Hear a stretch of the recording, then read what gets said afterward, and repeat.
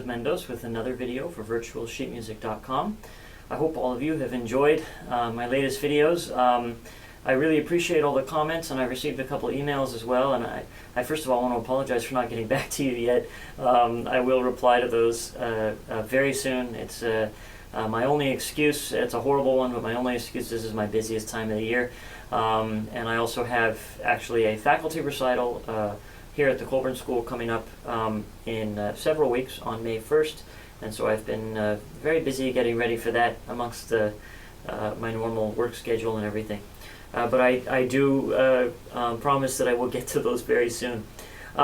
Anyway, today I wanted to go over just an interesting bow exercise that I don't think I went over in the video about, well, I think I've done a couple videos about the bow. I think one on the bow hold and another one on the uses of the bow and kind of more general things.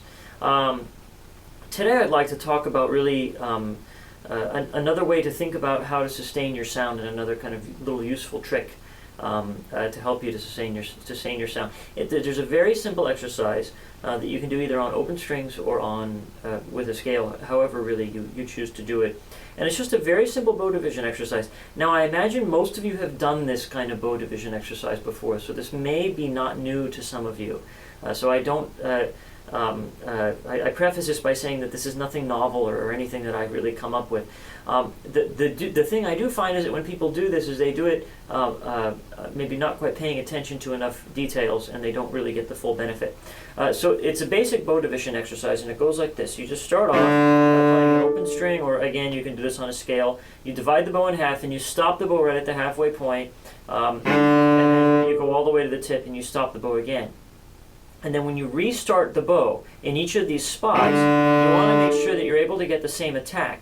Now you can kind of see how I'm wiggling the bow around on the string a little bit. I'm making sure that the bow is really, really firmly attached to the string before I go, so that I get that nice, clear beginning. I want to make sure I get that really clear grab every single time I start the bow. So that's in half. Then you divide it into quarters, and you do the same thing. And you can kind of see where this is going. But you divide it into quarters, making sure that in each part of the bow, you can stop the bow and re-grip each time. And then you divide it into 8 parts.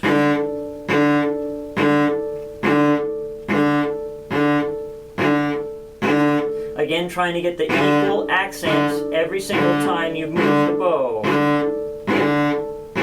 See, sometimes we do this and it sounds great there, but then as we go further, it gets softer and more fluffy. So really this ability to stop the bow at any spot, especially with the 8, and get that same attack is really important. And then of course you move on to 16, and then the ultimate challenge is 32, which probably some of you want me to demonstrate, but well, okay, maybe I'll give it a try. Here's, well, let me do 16 first.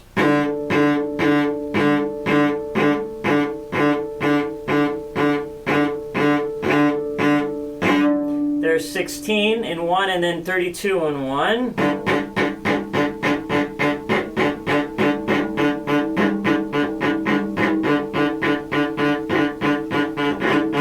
I struggled a little bit at the end there, so I got to practice this. But anyway, that's the basic idea. And now you can do that with a scale.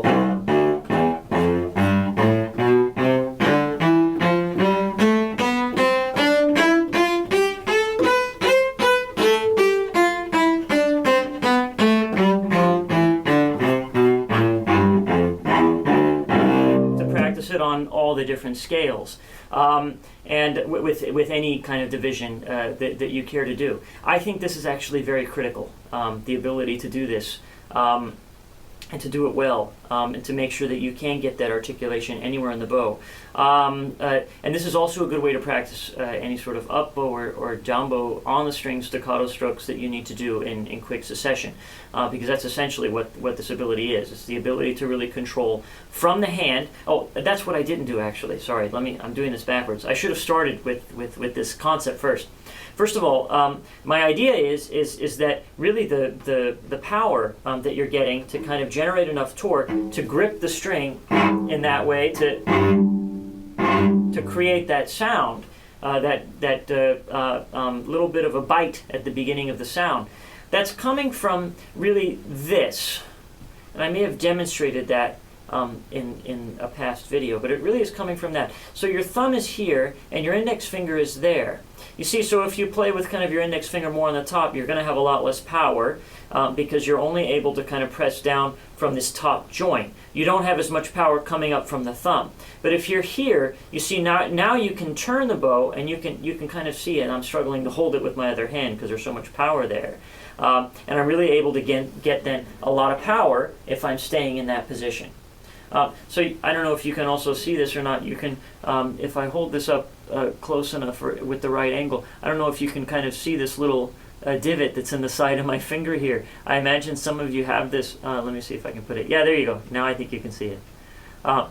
That's from me being exactly on the side of the stick, not being really here, but being here. And you also notice that it gets my arm into a really good position as well, where my shoulder is not, too high, or things aren't kind of, too slunky and too low here. Slunky, I'm not sure that's a word, but anyway, it really helps to get the whole arm position in the right in the right position without really having to think too hard about it if you're there. Now, once you're there, you can easily do that exercise. Whereas if you're more here, and with holding the bow, with the bow a little bit further back in the hand, like I see sometimes,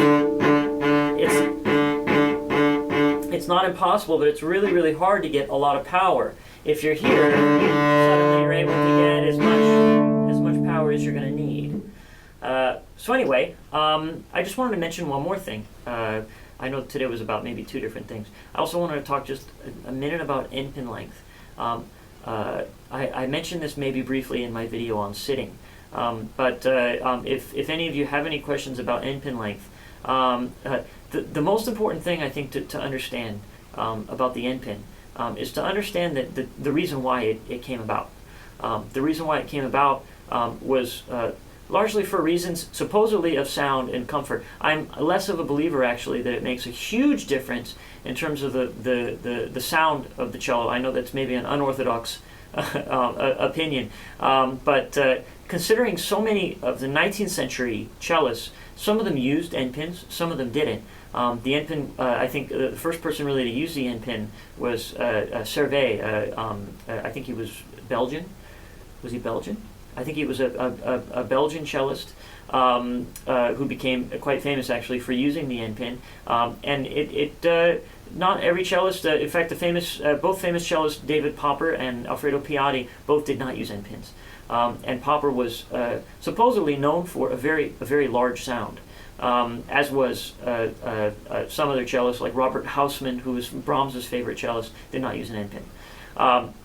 Anyway, so the endpin really is more for, I think, is more for the comfort of the player, and maybe a little bit for power, but not a tremendous amount, not a tremendous difference. Anyway, you can experiment with this by just taking your endpin out, just, like this, just completely out, and trying to hold the cello. You can't really see this, but I'm actually holding it just between my legs, and I'm letting it rest. And you'll notice that there's not a significant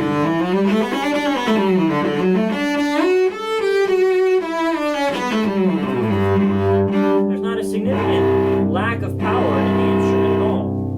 Now, you can try this to kind of gauge to see actually where you think your endpin should be. Because for me, that position of holding it between the legs is actually, instead of have it resting on the endpin, is actually not so uncomfortable of a position. I could see myself sitting like that, like current, modern day Baroque cellists do. But then you want to take your endpin and kind of adjust it so that really the cello just kind of feels the same. And I want you to experiment with this. I know some of you like to have your endpins way up here, and of course some people use the bent endpin and are way up here. But if you've always struggled with these kinds of things, then please try this method. Just take the endpin completely out, hold it, but rest it right between your legs, and kind of lightly grip it there and play for a little bit and see if you don't notice any sort of freedom or kind of a natural feeling about it, and then just simply extend your end pin to that length. You might find that it's shorter than what you're normally used to, but give it a shot and see if you like it. So once again, this has been Joseph Mendoes for virtualsheetmusic.com. I really hope you enjoyed this video. I know it was way all over the place. We talked about the bow and also a little bit about the end pin and sitting. Anyway, I hope you benefit from this, and please leave comments down below. If you're watching on YouTube and you leave comments on YouTube, I will not see those comments, so please go to the virtualsheetmusic.com website, which should be somewhere on this page if you're watching it on YouTube, and leave comments on that website. That way I can respond to them and can answer all of your questions. So thanks again. This has been Joseph Mendoes for virtualsheetmusic.com.